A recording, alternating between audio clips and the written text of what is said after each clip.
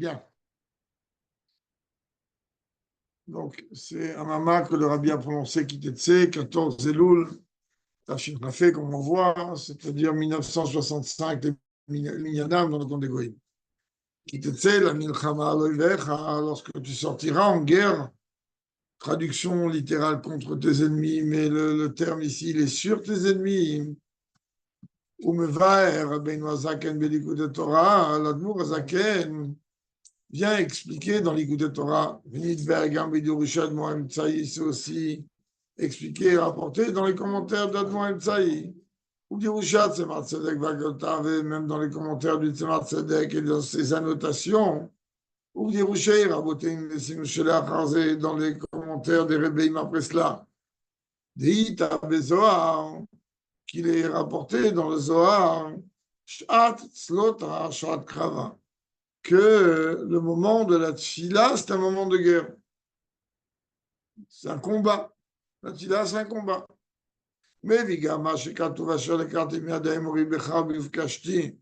et il rapporte que Yaakov Avinu, il a dit lorsqu'il revient de chez Lavan, ce que j'ai acquis des Émoréens avec ma flèche, avec mon arc avec mon épée et mon arc. C'est très bien que Emory, c'est le dimension de Emor, c'est bien pour ne pas parler. Et tiens, Ankelos, il a traduit comment Becharbiv Kashti, comment il a traduit avec mon glaive et mon arc, Bitsloti ou Barti, avec ma prière et avec mes demandes à Dieu, mes plaintes à Dieu.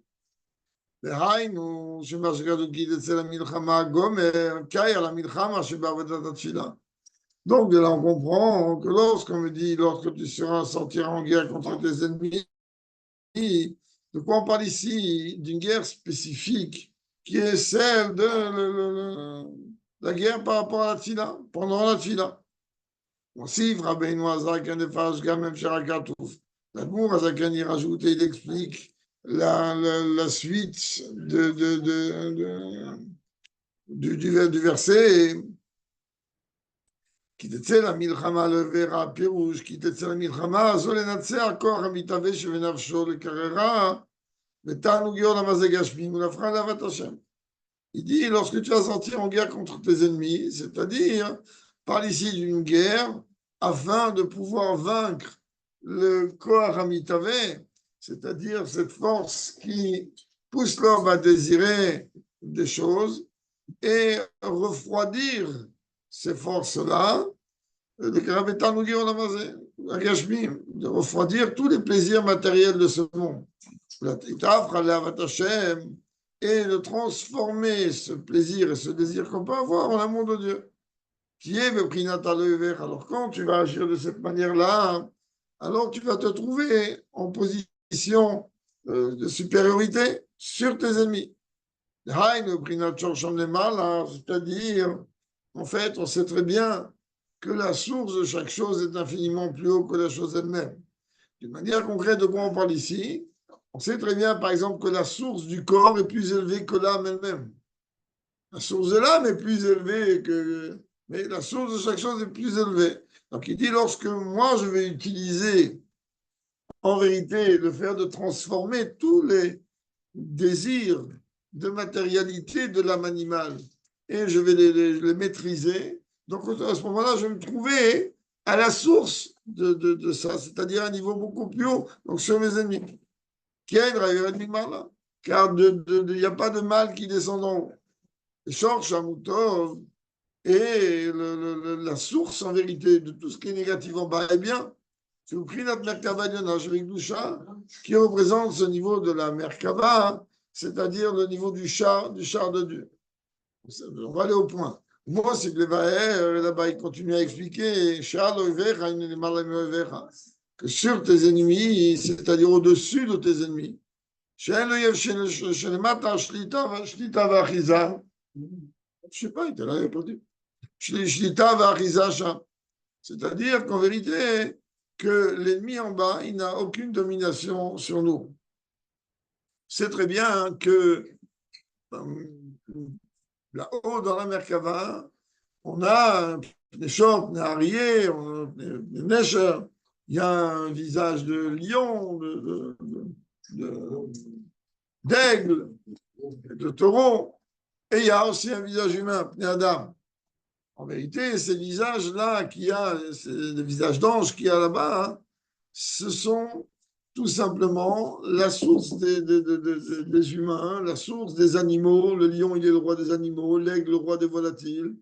Et Kamouvan, le taureau, il est le roi des bovins. Et on a déjà souvent posé la question, les poissons, ils sont où là-dedans? Ils ont un charge beaucoup plus haut que ça. Beaucoup plus haut que la dimension de Merkava. Donc, oui, ils sont au niveau beaucoup plus haut, ils sont là à Tsilout. Et leur source. C'est pour ça que c'est important de manger du poisson Shabbat. Et toutes sortes de poissons, le maximum qu'on peut manger, le poisson Shabbat, etc. Donc, tout simplement, il dit que la source de tout ce qui est négatif, à la base, est très positif. C'est bon, quand ça descend en bas, ça se traduit comme en négatif. Ça, les Hav, il a besoin de comprendre. Comment on peut juxtaposer, si on peut dire, l'explication d'Admorazakan ici avec ce que Rachid dit. Rachid me dit, c'est quoi, de quelle guerre on parle? Il y a deux formes de guerre. Il y a des guerres défensives et des guerres offensives. Rachid dit, lorsque tu sortiras en guerre contre tes ennemis, on parle d'une guerre offensive, on ne parle pas d'une guerre défensive. Donc, elle n'est pas obligatoire. On ne va pas contraindre tout le monde à y aller. C'est un roi qui décide de récupérer un territoire ou d'assurer une sécurité de son territoire. Alors, dans ce cas-là, lui, il va entamer une guerre. Et donc, c'est une remettre shoot. C'est-à-dire, ce n'est pas quelque chose, ça n'a pas un caractère obligatoire. Bagdim, Shara, Shel Rachid, Ben Javet, Shoot, Akatou Medaber, alors il dit, quelle preuve on a que Rachid parle en vérité d'une guerre offensive et pas d'une guerre défensive?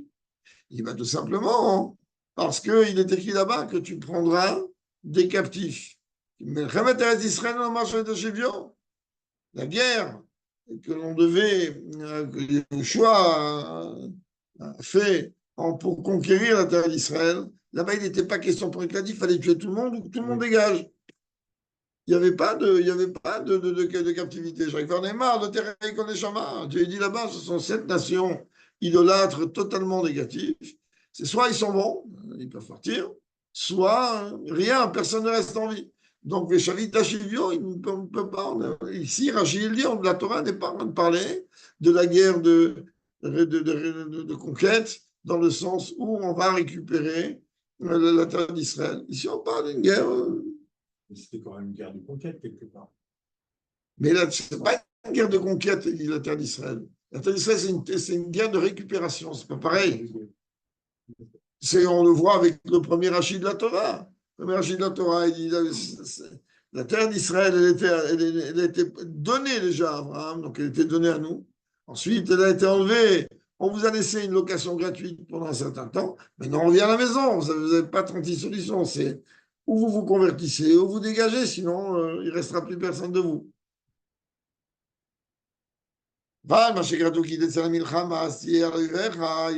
Mais lorsqu'on nous dit donc sortira en guerre contre tes ennemis, alors il dit que dans cette guerre-là, on peut venir en vérité, d'après ce que l'Admorazaken explique, que ce n'est pas seulement une guerre facultative, donc offensive, mais une guerre obligatoire, donc défensive. Ça veut dire que ce verset-là vient expliquer l'ora kadin de Vishavita Shivyo Shevisima Katouf, pas seulement le din que tu récupéreras des captifs tels qu'il a rapporté à la fin du verset, et la gamme, l'état d'esprit lorsque tu sors en guerre contre tes ennemis, c'est que tu es vainqueur. C'est déjà au-dessus d'eux. À partir du moment où tu sors avec un état d'esprit, j'allais dire, il y a une histoire de Rama. C'est comme ça qu'il y a une victoire dans la guerre. Si tu sors des gens en t'inquiétant, mais combien les peuples ils sont plus forts, et l'Iran il a ça, et l'autre il a ça, tu ne vas rien faire du tout. Tu vas sortir en guerre avec un état d'esprit que de toute manière tu vas vaincre. De toute manière tu vas gagner. D'ailleurs, comme c'est marqué dans la paracha d'avant, qui t'essaie dans Shoftim, qui t'essaie Milchama Vegomer, Veraïta Souz, Arerev, Amra, Mimcha, Lotiramem. Je lui dis, ok, tu vas avoir des armées gigantesques, n'aie pas peur d'eux. Je suis avec vous, moi je suis avec vous, comment je suis avec vous, qui peut être contre vous? Personne. Haïno, je t'aurai ou Vatsiv, ou de Lotiramem. C'est-à-dire, la Torah dit que réellement, Jésus doit comprendre que lorsqu'il sort en guerre, acte 1, il ne doit pas avoir peur de d'égoïme. Aucune crainte. Parce que, comme il dit Rachid là-bas, aux yeux de Dieu, c'est exactement comme s'il y a un cheval. Puis je me dis avec Rachid, comme Rachid dit, pourquoi il est écrit cheval et un char ou langage singulier? Parce que Dieu dit comprend, ils peuvent être des millions, c'est comme si c'est un cheval et un âne et un char. Et donc, par rapport à ça aussi, ici, on peut expliquer. Lorsque tu sortiras en guerre contre tes ennemis, que l'ordre, il n'est pas contre tes ennemis, il est sur tes ennemis. Alors, si on veut regarder ça d'après la Chassidoute, il dit regarde l'ennemi tel qu'il est dans sa source. Et dans sa source, c'est un niveau très haut. Et au moment où c'est un niveau très haut, toi, tu vas pouvoir récupérer cela. C'est-à-dire voir les choses telles que Dieu voit les choses. J'allais des études bataillères à mes à partir du moment où tu comprends que la source de l'ennemi est extrêmement haute, mais la source, elle ne peut pas aller à ton rencontre. Parce que la source de l'ennemi, même si elle est très haute, ta source à toi, elle est encore plus haute. Donc l'histoire, elle est réglée. Il y a une cagnotte à Nenasro, ça sera beaucoup plus facile de le vaincre. Il est clair et net que tout ça a lieu même dans des guerres défensives. Mais la gamme, et donc de la même manière, puisqu'on a expliqué que on fait allusion ici, d'après le Zohar, au combat que chacun d'entre nous doit mener pendant la tfila. Donc c'est exactement pareil. Pendant la tfila, on va essayer de comprendre comment ça marche. On a, cependant, mitzad, si on par rapport à la conclusion du verset, tu prendras en captivité ces captifs. Israël, que ça, ce n'est pas une relation avec la guerre de conquête, de reprise de notre terre en Israël. Le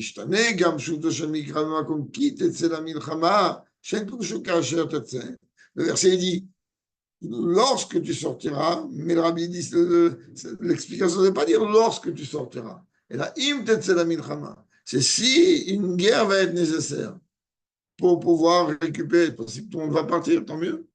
Car là, on est en train de parler en règle générale d'une guerre d'offensive. C'est une guerre offensive, ce n'est pas obligatoire, c'est le choix du roi, et après il va demander à l'époque du premier Beth Amikdash, alors il demandait au Urim et Tumim, mais il posait la question, est-ce que je fais la guerre, je ne fais pas la guerre, etc. Et donc, par rapport à ça, on a un problème ici. Comment tu peux me parler que la relation qu'il y a entre la sortie de la guerre dans Parashat Ki Tetzei elle est liée avec la tfila. La guerre, c'est facultatif, la tfila, c'est pas facultatif. Tfila, c'est pas fais ce que tu as envie. Alors, comment ça fonctionne? Après, Milchama zo ein areshut ala chava. La guerre contre Yitzhak pendant la tfila n'est pas facultative, elle est obligatoire, drama. Chova yoter gdola. C'est même une obligation des plus grandes. Peut-être même dans certains cas, de plus importante même que l'accomplissement des mitzvot.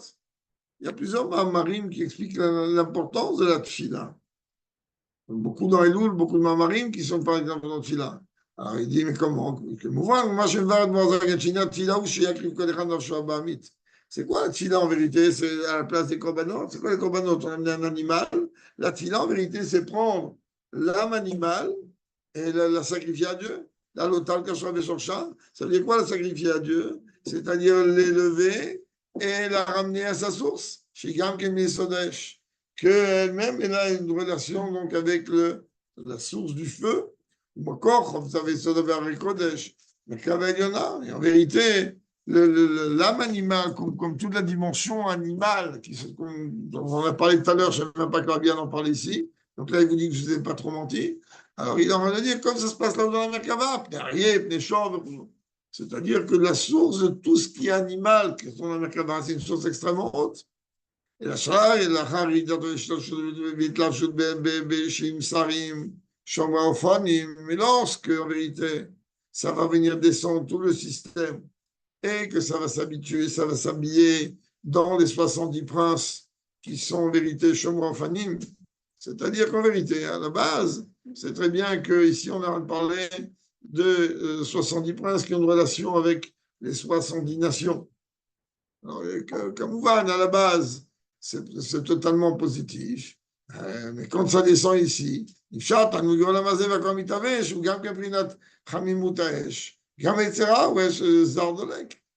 en vérité, qu'on comprenne bien, le Mourazaken explique que le corps habitavé n'est pas négatif. Avoir envie de certaines choses, la dimension du plaisir n'est pas interdite.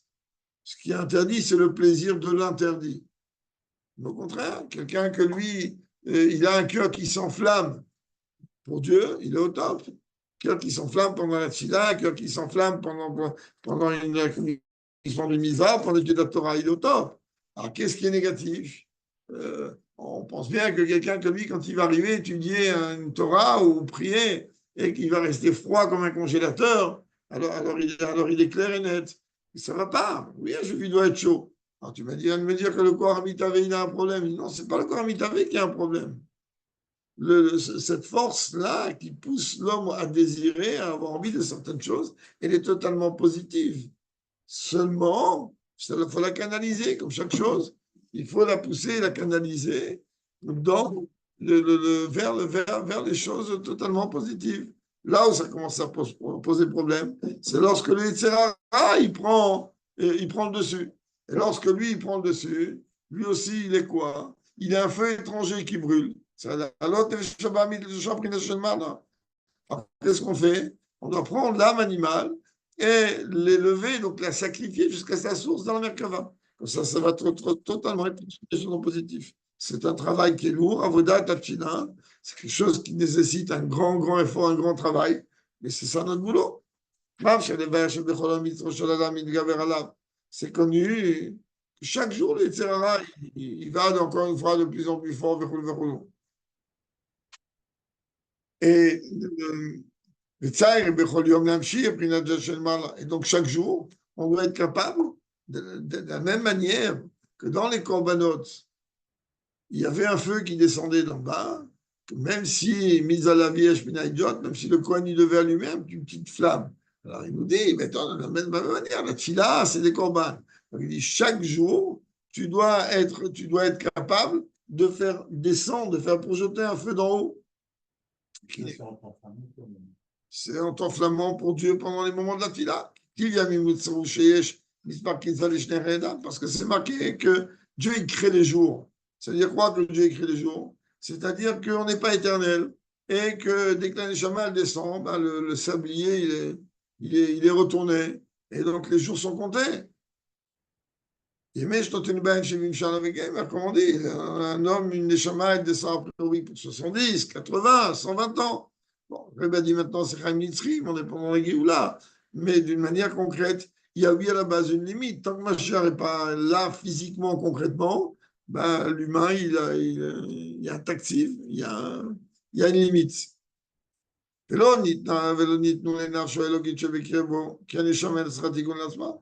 maintenant, il est clair et net que quand on est en train de parler de limite, on ne parle pas de l'âme divine. L'âme divine, elle n'a pas de limite. L'âme divine, elle est au-delà de 70, 80 ou 120 ans ou autre. Parce que l'âme divine, elle n'a rien à réparer elle-même. Elle descend dans un corps pour réparer un corps, pour réparer un animal. Mais pas elle, c'est une parcelle de Dieu. Elle a les années de vie, c'est quoi qui donne la vie dans le corps humain? Ben, c'est l'âme animale. Et l'âme divine, lorsqu'elle arrive, elle est là pour travailler, œuvrer, transformer, réparer ce qu'elle a besoin de réparer de l'âme animale et du corps. Shonav, que Tsubim lo, Bimispa, Shesher, Chomato Idbarer, Shuchal Laset, Benav Shulalot Mimena, Kam Kod, Ve, Nitzutzim, Shenaf Mimena, Bishirat Akelim. Et en vérité, qu'est-ce que Dieu lui fait? C'est Dieu qui, en fonction de l'âme, donnait un barème. C'est-à-dire en fonction du travail que l'âme est là à faire dans ce corps-là, dans ce guigou-là, alors automatiquement, il va lui donner un temps, un timing pour pouvoir faire ce qu'elle a à faire. Et surtout que, comme on voit, tout découle de ce qu'on appelle Shirat HaKelim, de toutes les étincelles divines qui a besoin de remonter. On va voir Inazéberu ou Mamer Hassidut, comme c'est expliqué longuement dans les Mamarim de Hassidut. Donc tu comprends quoi? Que la guerre, pendant le moment où on prie, c'est quelque chose qui est fondamental. Il comprend bien que c'est même toute la raison d'être de la descente du Neshama dans son corps. C'est pour que la Tila soit comme il se doit. Comme le Rebbe ramène dans Yom Yom. Quelqu'un il prie n'importe comment, ben c'est quelqu'un qui va tout droit dans le gouffre en bas. Un homme, tout démarre par la Tila, continue par la Tila et finit par la Tila. La Tila, c'est une manière de fusionner avec Dieu merveilleuse.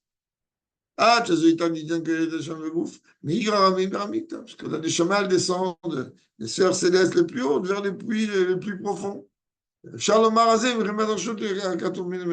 Comment on peut venir dire non, on a déjà parlé d'une guerre offensive, d'une guerre non obligatoire. Comment? Tu viens de m'expliquer que la tfila, c'est la base de la base. C'est toute la Nekuda. Pourquoi une Neshama elle descend? Une Neshama elle descend surtout pour être testée par rapport à la Emouna, et la Emouna elle va te pousser à prier. Donc, à partir de là, comment tu peux venir me comparer ça à une milchama non obligatoire, on va dire reshoot. Bien que reshoot, c'est pas réellement non obligatoire. Ça se traduit comme ça, mais c'est pas ça du tout. De la même manière qu'on aura dit la tila de Harvit, c'est reshoot. C'est-à-dire que c'est pas obligatoire. On n'a jamais vu quelqu'un qui en a dit c'est pas grave, t'as raté Mariv, t'es pas obligé de faire de Hamid. T'as raté Mariv, t'es obligé de faire de Hamid dans ta chakri le lendemain. Alors si c'est reshoot, me reshoot, c'est-à-dire en vérité que c'est quelque chose qui est capable de te mener à des niveaux beaucoup plus hauts. Donc à toi de choisir jusqu'à quel niveau tu veux t'élever, bien que ça on traduit par non obligatoire. C'est pas réellement ça. Achaïn, Yanou, le sujet est comme ça. שגם לפי פירוש רבי נזקין ושמואל המלחמה כעל מלחמה שבאה בדרך תפילה. Que même d'après le commentaire d'Admoazaken, que lorsqu'on dit que c'est la milchama, on est en train de parler de la Avodat Tfila.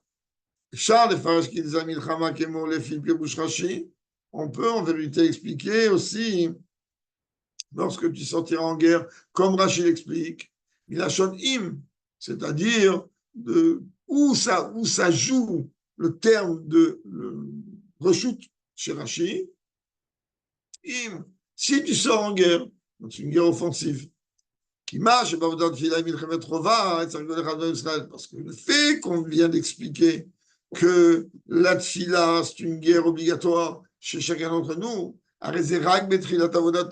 quand est-ce que c'est une guerre? Ben, quand je commence à faire mes premiers pas dans mon service de Dieu. C'est une guerre. Apprends quelqu'un que lui, il n'a jamais réellement prié. Il va lui dire maintenant, fais la tfila il ne faut pas commencer à lui dire, fais le moussaf de Yom Kippour, il va devenir fou. Même quand tu vas commencer déjà à faire une amida, pour lui, c'est waouh, combien de temps ça va lui prendre? Alors Rabbi, il dit en vérité, quand est-ce que c'est une vraie guerre? C'est quand tu es au début. C'est-à-dire quand tu es au début, c'est une guerre, parce qu'il ne va pas te laisser prier, comme il sait très bien que prier, c'est quelque chose d'extrêmement important, voir tout le but de la raison d'être de la descente d'une âme dans un corps. Alors il ne va pas te laisser prier, il va te perturber, il va faire vagabonder ton esprit à droite, à gauche, à droite. Mais après, en vérité, que déjà, tu as commencé à œuvrer à un service de Dieu comme il se doit, on va dire correct, à travers la tfila, après tu auras le choix de deux dimensions, ou la Torah ou la tfila. En fait, tu vas faire les deux. Mais la guerre, elle sera pas départagée, partagée. Des fois, tu devras combattre pour venir à un chiot, tu devras combattre pour étudier la Torah. Des fois, tu vas devoir combattre par rapport à la Tfila.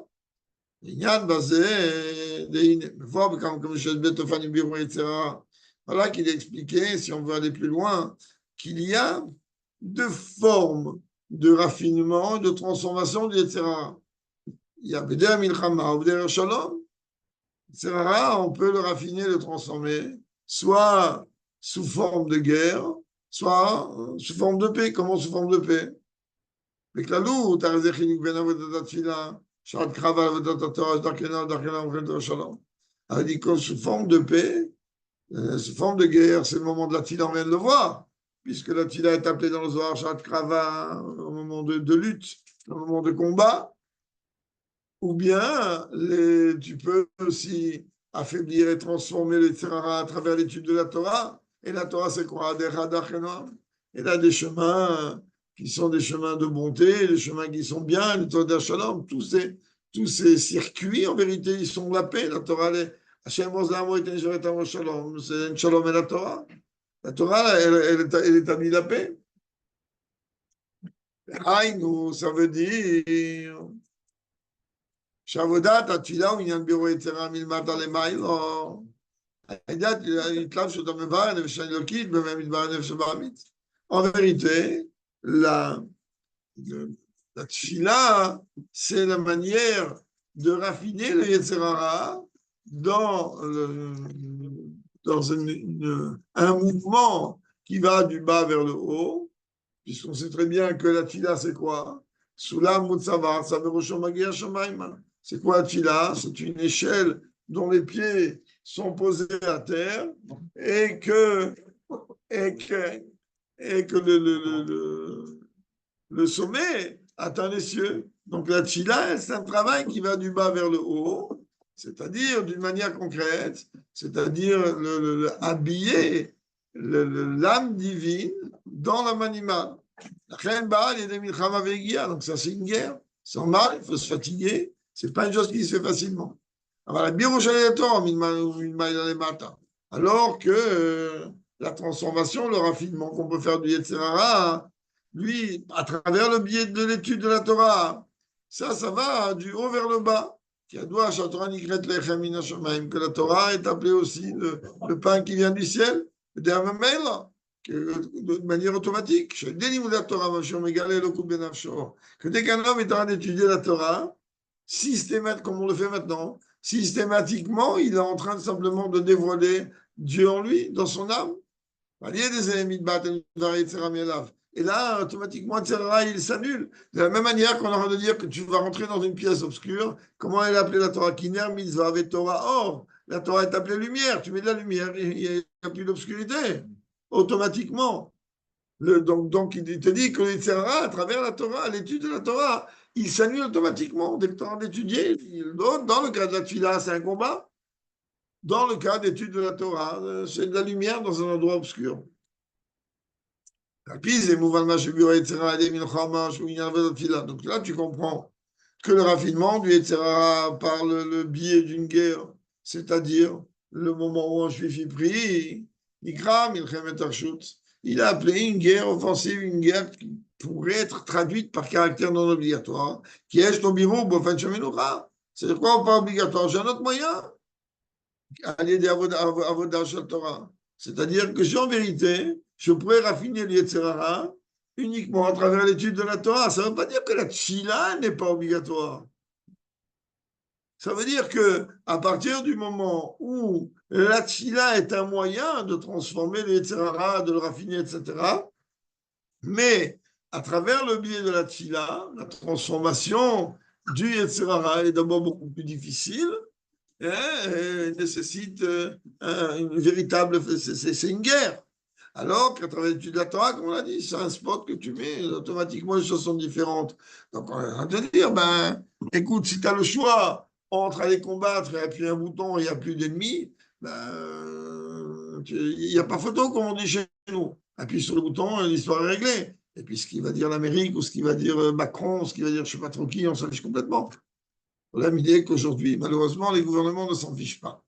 Et donc, Et c'est ce qu'il a de dire ici. Il a en train de dire qu'à travers l'étude de la Torah, tu peux arriver à une transformation du Yetzirah, d'ailleurs, comme dit l'Agmara. Si le Yetzirah, il t'embête, moi, je relève un midrash. Tu as deux manières de le briser. Soit tu l'emmènes dans la maison d'études, et là, il va grogner, il n'est pas content, parce qu'il ne veut pas étudier, il ne veut pas, parce qu'il sait très bien que, comme la Torah dit, j'ai créé un Yetzirah, mais j'ai créé une Torah qui est une épice, c'est-à-dire en vérité qu'il va l'assommer en 3 minutes, mais d'une manière concrète, donc Yetzirah, qu'est-ce qu'il veut? Il ne veut pas. Je viens pour étudier, il ne va pas le laisser étudier. Il va le mettre à son téléphone, il va le mettre à droite, à gauche, il va le faire, il va lui trouver toutes les excuses possibles. Ah mais non, moi je connais ce Mahamar, j'ai pas besoin de l'étudier, alors qu'il n'y a pas plus important que d'étudier en un certain nombre important. Alors il y a ce moyen-là, ou il y a un moyen encore autre, il dit, si maintenant avec ça, ça ne marche pas, il dit, alors à ce moment-là, rappelle-lui le dernier jour de ta vie. Là, il va se calmer tout de suite. Si quelqu'un, comme on a expliqué, ce qu'on fait le jour du mariage, on met un petit tol pour rappeler, pour que l'homme, sa tchouva, soit au niveau le plus haut. On lui met un linceul, on met un vêtement des morts. Quoi, comme ça, on range la roupa. Oui, comme ça, je te garantis que la tchouva, elle sera entière. Quelqu'un, il se projette au dernier jour de sa vie, à n'importe quel moment, automatiquement, les arguments du Yetzirah, ils ne vont pas tenir. Enfin bon, là, ce n'est pas réellement le débat dans ce Mahama. Dans ce Mahama, il dit comprend que à partir du moment où tu as un choix, soit combattre le Yetzirah avec fatigue, avec investissement, soit d'une manière beaucoup plus détente, c'est-à-dire à travers l'étude de la Torah, donc en vérité, tu as un choix, c'est ça le terme reshoot ici. C'est que tu as un choix, choisis comment tu peux annuler les tzara. Maintenant, il est clair et net, ça veut dire que la tfila, elle n'est pas obligatoire. Loin de là. Zéou gam machenema bessima paracha. Et c'est ce qui est rapporté d'ailleurs à la fin de la paracha, puisque la fin de la paracha nous parle de la guerre contre Amalek. À ce moment-là, lorsque Dieu va te débarrasser quelque part de tous tes ennemis, Amen Kaniratson, dans ce cas, tu n'as plus d'ennemis, tu n'as plus de raison de guerre. Comme c'est marqué dans Tédim, Dieu il a sauvé mon âme dans la paix. Pareil, les brachot qui sont donnés dans Parashat Bechukotai, là-bas c'est marqué qu'un glaive il ne traversera pas votre terre. Quand on dit un glaive il ne traversera pas la terre, ça veut dire que la Gemara a dit la Valentinite qu'il n'y aura même pas une arme, même pas un armement, pas protection ou autre. Il n'y a pas. Il n'y a même pas une glaive de paix. On sait très très bien que le meilleur moyen d'avoir la paix, comme on a la paix dans un pays, quand on montre qu'on est prêt à la guerre. Ce qui n'est pas le cas, encore une fois, de notre gouvernement. Je ne parle pas d'armée, que c'est tous des tzadikim. Le gouvernement, il est très diplomate, donc diplomatie égale mensonge. Il est très manicologique. Tous les gouvernements, gauche, droite, milieu, il n'y en a pas un qui vaut plus que l'autre. Mais d'une manière concrète, si l'ennemi, pourquoi l'ennemi, pourquoi nos ennemis du nord, du sud, de l'intérieur, ils font ce qu'ils veulent? Parce qu'ils savent très bien que le gouvernement ne va pas laisser l'armée faire son travail. Si le gouvernement il va laisser l'armée faire son travail, alors les goïms ne bougeront plus. Je ne vais pas parler ici trop en public, mais il y a des unités, lorsqu'ils arrivent pour des missions, ils débranchent les caméras, ils disent écoutez-moi bien, et ils mettent des haut-parleurs. Écoutez, nous on est des fous. On n'est pas là pour vous tuer, on n'est pas là pour vous faire du mal, on n'est pas là pour rien du tout. Vous nous cherchez, vous allez nous trouver. Et là, ils n'ont même pas besoin de tirer une balle. Rien. Ils ont le calme. Pourquoi? Parce que l'ennemi dans cet endroit-là, il sait qu'il ne faut pas jouer. Tu jettes une pierre, tu prends une balle dans la tête. Donc il ne va pas jeter de pierre. Et comme nous, on n'est pas des voyous, bon, on ne tire pas sur les gens pour rien, on n'est pas des assassins et des meurtriers, alors dans ce cas-là, tout se passe bien. Non, malheureusement, le gouvernement, il ne laisse pas. Alors quand la Torah, elle me dit, il n'y aura même pas une arme de paix. Tu n'auras même pas besoin d'avoir des armes pour dire, voilà, non. L'ennemi, il doit savoir que si il lève le petit doigt, il n'existera plus. Tu n'auras rien besoin de faire. Rien. Rien. Tu n'auras même pas besoin d'envoyer ni des soldats, ni de tranquillité totale. Seulement, nos ennemis, que Dieu les anéantisse du fœtus au vieillard, qu'est-ce qu'ils font? Bah, ils s'installent dans les écoles. Ah, vous avez vu, les Juifs, ils ont tiré, là, ils ont tiré sur des pauvres enfants. Sans compter toutes les comédies de soi-disant enfants morts, etc., avec la peinture, ils ont oublié qu'aujourd'hui, on est un peu beaucoup au courant de tout ça. Donc, Dieu il donne une bracha et il dit, comprends, si réellement tu vas te comporter d'une manière d'être, ton attachement, de briser ton etc. Tu n'as même pas besoin d'armement pour la paix. Tu n'as pas rien. Ah, ça va, c'est-à-dire même pas. On va dire, non, attends, on voudrait juste traverser ton pays pour amener un armement de là à là. Il n'y a pas. Afilou Chev Shel Shalom, il n'y a pas. Donc, avant Bartzachem, il n'y a rien besoin. Alors, comment ça se traduit dans le sens spirituel? Ben, si quelqu'un met réellement sa tête dans l'étude de la Torah, eh ben, il verra qu'il n'aura pas besoin après de rentrer dans tous les combats, d'être obligé de rentrer pendant la tfila. C'est pour ça que on a l'habitude d'étudier un peu avant la tfila. Un peu plus Shabbat, beaucoup plus. Étudier pourquoi? Pour avoir moins à combattre pendant la tfila. Parce que l'étude de la Torah, c'est un antidote contre les Yitzhara. Plus que ça, maintenant, il y a des gens comme nous, qu'on est des juifs simples, que oui, les Yitzhara, ils nous bousillent la vie, ils nous pourrissent la vie pendant la tfila. Mais pas au stade des grands maîtres, qu'ils arrivent à prier, waouh. Nous, on est obligé de combattre. Alors maintenant, même quand on est dans une situation dans laquelle il y a besoin de faire la guerre pendant la tfila, il est allé des Limouda Torah, sache qu'à travers l'étude de la Torah, que ça, c'est une manière de faire les choses calmement. Si tu étudies la Torah avant la tfila, tu verras que ta tfila sera totalement, même si tu vas même rester encore des attaques militaires pendant la tfila, mais ça sera beaucoup plus facile. Ça sera totalement différent. Nous disons,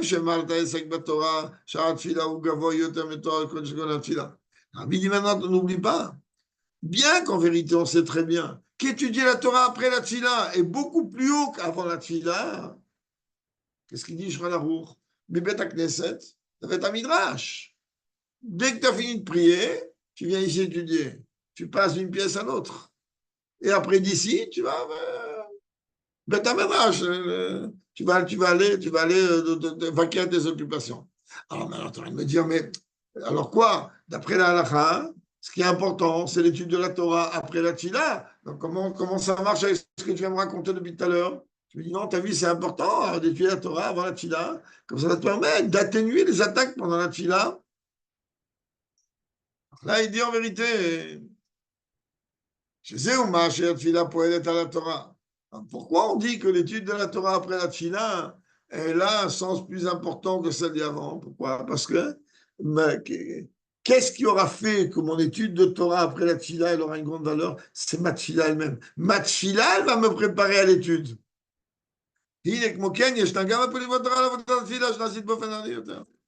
Alors maintenant, il y a aussi l'étude de la Torah avant la tfila.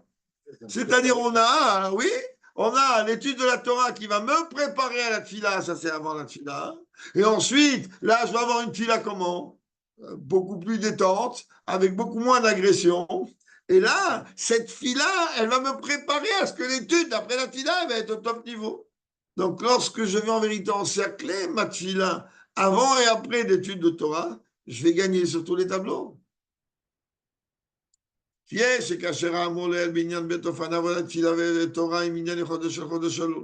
il est clair et net qu'on peut en vérité relier ce sujet de deux manières, c'est-à-dire quand on parle de Tfila et de Torah par rapport au mois de Elul.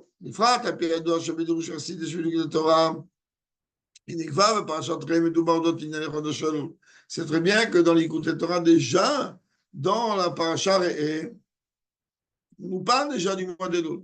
Alors, à raison de plusieurs dans qui que là, il est clair et net, comme il est écrit, c'est ça, mon bien-aimé est à moi, celui qui fait perdre son troupeau parmi les fleurs de lys. Et on sait très bien, il y a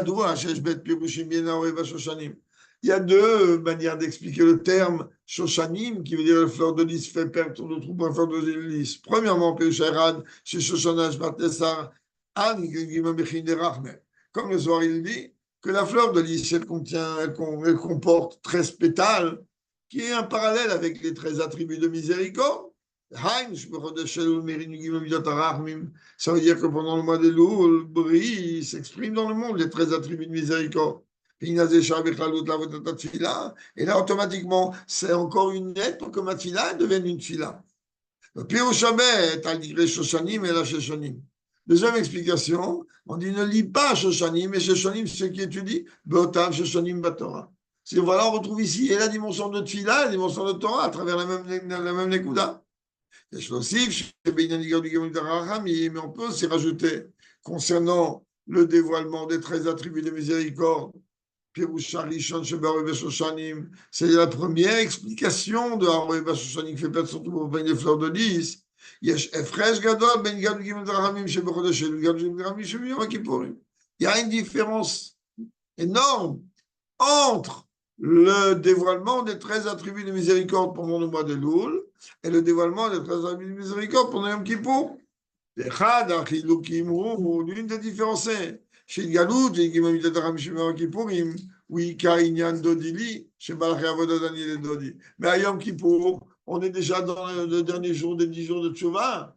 C'est-à-dire, on n'est plus dans la dimension de Daniel et Dodi. On est dans le niveau de Dodili. C'est-à-dire dans le fait que on a déjà passé tout le cap de Anil et Dodi, du travail individuel, afin de faire un appel à Dieu pour que lui aussi s'exprime.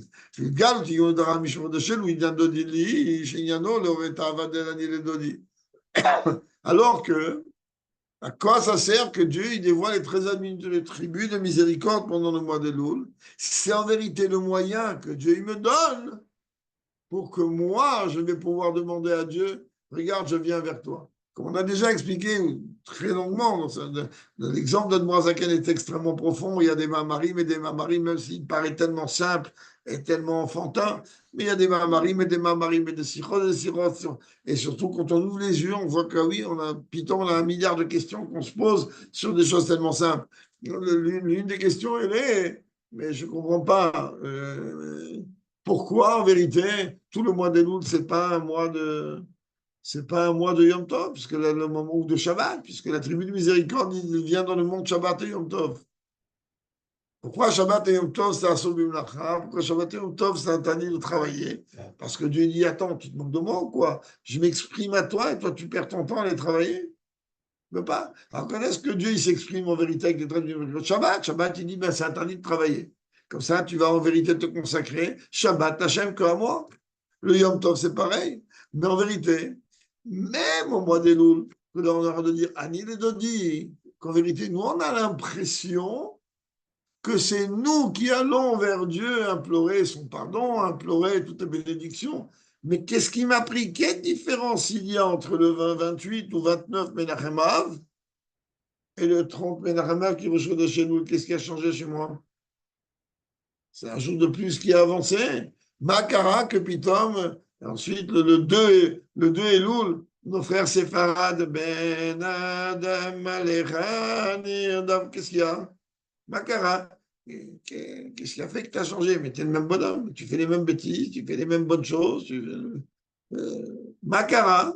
Alors on va dire, non, il y a une chose que toi, tu dois comprendre.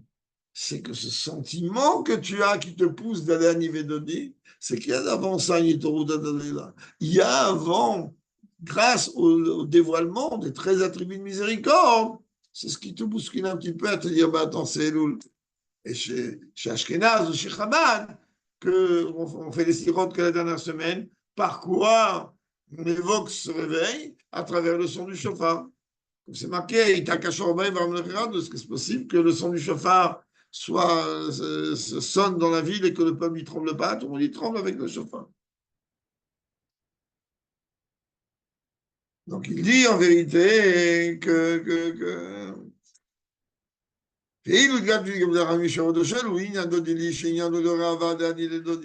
En réalité, les attributs de miséricorde pendant Elul, c'est ce qui va me pousser à réveiller l'amour que j'ai pour Dieu et d'aller vers lui à Nilododi. Ça veut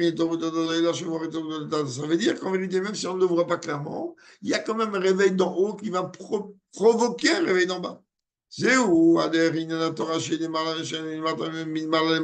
ça, en vérité, ça s'obtient à travers l'étude de la Torah qui vient du haut vers le bas. Comme la manne. Et donc, tu vois que quoi? Que le dévoilement des 13 attributs de miséricorde pendant le mois de Loul, il a une relation avec la Tfila, ou la Torah, qu'à la base, lui, c'est une relation avec la Tfila, mais il a aussi une relation avec la Torah. Chez la reine, il est Gamina Tfila, il peut faire dans les hauteurs. Comme on a expliqué. Pourquoi? Parce que ma Torah, elle va me permettre d'avoir une tfila différente, et ma tfila va me permettre d'avoir une étude différente, et comme ça, on va arriver de niveau en niveau. C'est ça la supériorité du mois de Loul face à toute l'année, et par rapport à toute l'année. Chez Marato, le rag, que la grandeur du mois de Loul n'est pas seulement exclusivement dans le sujet de la tfila, hein, c'est-à-dire l'un des pirouchim d'Avre Shoshanim, et la gamme Torah, mais aussi dans le sujet de la Torah, c'est-à-dire la deuxième explication de Shoshanim, que c'est Shoné, c'est quelqu'un qui étudie. La reine, ça aide aussi, la Torah. Et donc, il est clair et net qu'on doit rajouter encore plus dans l'étude de la Torah. C'est-à-dire qu'on demande en vérité d'arriver à cette dimension de servir Dieu dans le calme, dans la tranquillité et dans la paix. L'Ifrat et la Torah, surtout quand on va étudier les parties cachées de la Torah, Razin, Verazin, Razin de Raïta, les secrets de la Torah. Que dans Chassidut, dans Kabbalah, il n'y a pas de contradiction, il n'y a pas de question, il n'y a pas de. L'Agmara, c'est tout un. Là, c'est pas pareil. Là, Marloguet, il n'y a même pas de Marloguet. Surtout aussi inclut le fait de diviser la Chassidut dans la paix et dans le calme. Par cela, on arrive en vérité à entraîner la véracité et la perfection du jeu de Parle avec Shalom, c'est de voir comment réellement Dieu il me sauve dans la paix. Et tout ça, ça interviendra avec la Géoula véritable et complète par l'entremise de Mashiach. Que là va en vérité s'appliquer, que la terre sera remplie de la connaissance de Dieu comme les eaux remplissent la mer. Que chacun יקסיר לחסירתנו, שנתון מפיקה בגשמיות ברוחניות, עקרוני להתגלות במשיח תכף ומיד ממש. Amen.